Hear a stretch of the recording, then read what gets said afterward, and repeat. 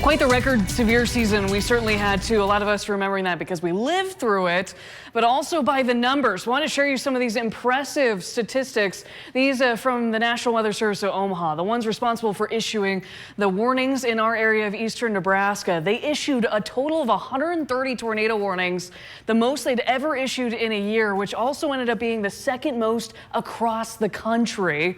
We had 73 confirmed tornadoes through the area that the National Weather Service of Omaha covers, which also includes a little bit of western Iowa. They also issued 415 severe thunderstorm warnings, which was the most of any year.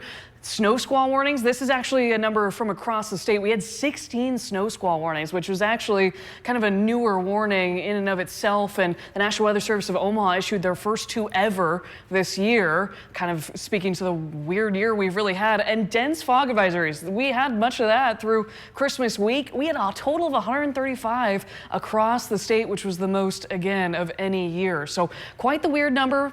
And quite the weird severe weather season, certainly one that I will not forget anytime soon. And I'm sure a lot of you are also in the same boat, but we've got quiet conditions to start out 2025. We're also waiting on maybe some more significant winter weather, but not a whole lot of that here in the near future. Still festive look at South 6th and Perkins Street with temperatures across the state ranging from the single digits up in Chadron, where they did see about 7 inches of snow through yesterday morning. A little snow through northeast Nebraska, keeping those temperatures in the teens and lower 20s, but cloud cover is mainly the reason that we've seen some warmer temperatures in eastern Nebraska through the overnight hours.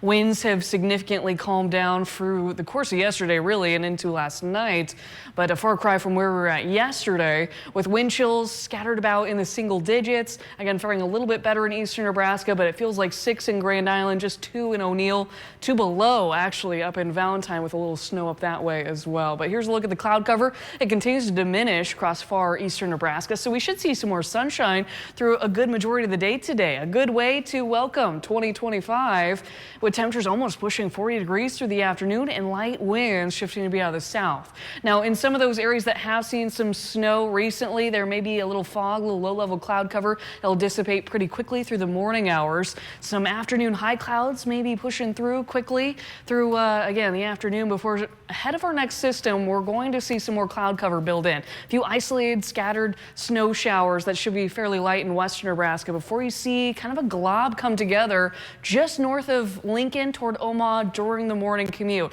Now there's another glob toward Kansas City. This might come together a little sooner to give us a little chance for some light snow in around the morning commute tomorrow. I don't think it'll be much more than a couple tenths, maybe our first accumulating snow, if not missing us altogether to the north. Looking about maybe a half an inch to an inch to maybe 2 inches for northeast Nebraska, where some of that snow is accumulating through the better snow bands tomorrow morning.